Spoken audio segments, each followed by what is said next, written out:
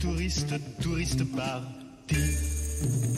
Le village, petit à petit, retrouve face à Avec un retour sur image, bonjour Marie, que vous consacrez donc au développement du tourisme en France et du tourisme des Français, je pense.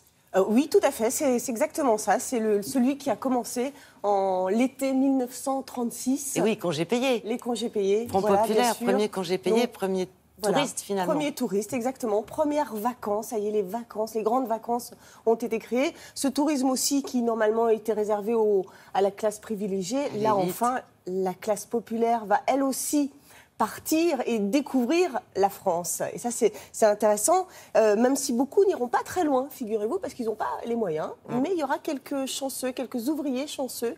Ils seront 600 000, en fait, à prendre d'assaut les gares parisiennes avec le fameux billet populaire, le billet à tarif réduit, 40% de réduction, si vous partez au moins 5 jours et si vous partez au moins à 200 km du lieu. Donc, eh bien ça, forcément, l'année d'après, il y aura plus de 200 000 vacanciers. Je dis n'importe quoi. 2 millions. Oui, parce qu'on était à 600 000. Bon, c'est rien, c'est un petit zéro en plus. Oui, c'est un petit zéro en plus. Pas grave. Mais je m'en suis rendu compte quand même en disant 2 millions, pardon, qui partiront. Donc ça, c'est une nouvelle économie touristique, forcément, qui va vraiment prendre une nouvelle dimension dans les années 50. Et là, eh bien, Isabelle, on a le tourisme de masse qui arrive et avec tout ce que ça comporte. Donc je vous propose tout de suite un retour en image de 80 ans de vacances. Regardez.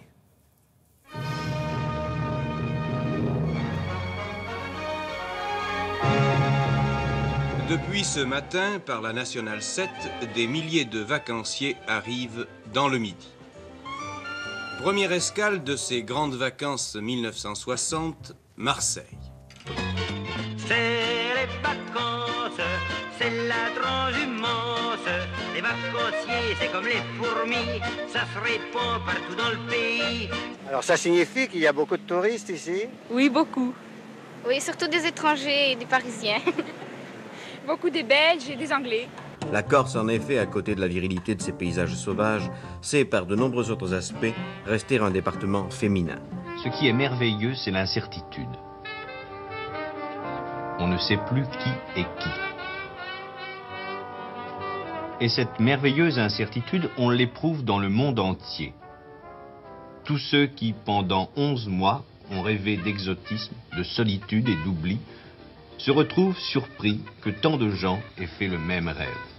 Mademoiselle, combien de touristes accueillez-vous chaque jour à l'aéroport de Nice? À l'arrivée des passagers, environ 2500 touristes. Et en tout, dans la journée, on en embarque et on en désembarque 4000. 10 millions de Français, le chiffre a été révélé par les statistiques, vont partir cette année en vacances. La gare de Lyon, tête de pont vers les pays méditerranéens, a vu partir à bord des premiers trains spéciaux qui parlent d'îles, de plages et de soleil, ceux qui, soucieux de leur confort, ne croient pas aux improvisations. Tous les chemins mènent à Paris. Si 2 millions de touristes étrangers en ont fait en cette année 1948 l'expérience heureuse, c'est qu'il réside une vérité universelle dans l'attrait de ces paysages spirituels et sensibles que restent pour tous Notre-Dame, la Concorde et l'Arc de l'Étoile. Oh, le Grand Palais, vous savez me dire où c'est, vous? What did you say?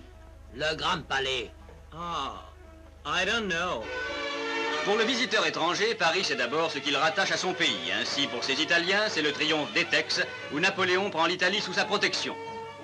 Au Carrousel, ces Suédois vont chercher l'effigie de la liberté devant laquelle rêva, dit-on, Bernadotte. Et, curieux contraste, c'est à Jeanne d'Arc que les touristes anglais rendent d'abord visite. Eh, sir, where is the Grand Palais? Mi dispiace, ma sono italiano, non capisco. Dites, monsieur la Jeanne, le Grand Palais. Bah voyons, derrière vous, là, le Grand Palais. Ah, funérailles. C'était ça?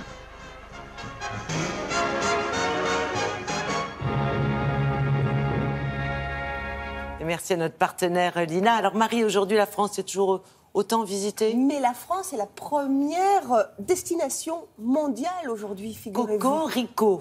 On y va? Cocorico. Mais c'est vrai, c'est assez incroyable, avec un record cette année, Isabelle, de 89 millions de visiteurs. Ça, c'est extraordinaire, c'est très important de le dire. Ça fait plaisir, en tout cas. Ça fait plaisir, et c'est même le seul pays au monde qui a plus de touristes que d'habitants. Et voilà. Donc, en revanche, au niveau des recettes, on est moins bon. On est au 3e rang. Vous avez les Américains et les Chinois qui, eux, sont beaucoup meilleurs, qui vont générer plus d'argent avec moins de touristes. Et la France, pourquoi ? Parce qu'elle préfère, en fait, mettre en avant sa culture et l'art de vivre. Voilà. C'est-à-dire qu'on a de la culture et de l'art de vivre. Mais oui, voilà, on en est très fiers. Et on en est très fiers. Voilà.